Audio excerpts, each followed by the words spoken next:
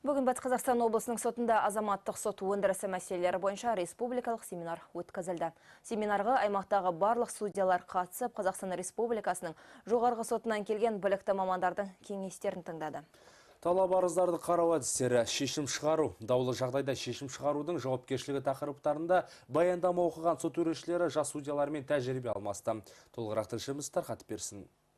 Республикалық семинарға облыс көлеміндегі барлық судьялар мен жас мамандар қатысты. Талап өндірісі бойынша азаматтық істердің сот шешімдерін құру әдістері тақырыбындағы семинарға Қазақстан Республикасы судьялар одағының төрағасы Серік Байбатыров, жоғарғы сот судьясы қатысты. Кездесу аясында ұзақ жылдар осы салада озық еңбегімен көзге түскен Бақытбек Бегалиевқа елбасы Нұрсұлтан Назарбаевтың алғыс грамотасы табысталды. Бүгінгі кездесуде азаматтық сот өндірісі бойынша шешім шығару әдістері талқыланды. Бұл кісілерден сіздерге көмек болмаса зияны жоқ.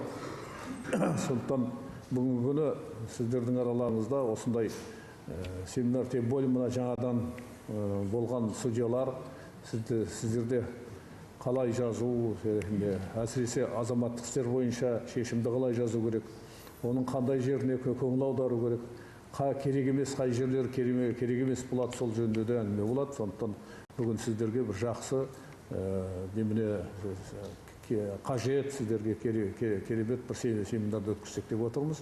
Судьялардың мойнына артылған жүк салмақты. Сот процесін әділ өткізу үшін жан-жақты зерттеп, оқиғаның мән-жайын айқындау білік пен білімнің ұштасуын талап етеді. Сондықтан даулы істі кемеңгерлікпен бітімдестіріп, заңды түрде шешім шығару, дәлелдік материалдар жеткілікті болған күнде жүзеге асады. Азаматтық сот өндірісі жөнінде ғалымдар мен судьялардың арасында бірізді пікір жоқ. Соны талдап, жан-жақты жетілдіру керек деп ойлаймын. Менің өзімнің жеке көзқарасым бойынша азаматтық сот процесінің өндірісі бірнеше кезеңге бөлінеді және ол үлкен айқындықты, мөлдірлікті талап етеді. Президенттің 100 нақты қадамында сот жүйесін жетілдіру мәселесі де айтылып, біраз сын тағылған болатын.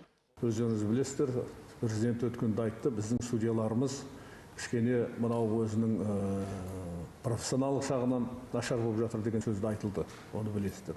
Сондықтан сіздердің бәріңіз сол президенттің айтқандай 100 қадамды атқару үшін бәрімізге де ол білім керек, бәрімізге де жұмысымызда жақсы қызмет жасау керек, жұмысымызды жақсы атқаруымыз керек.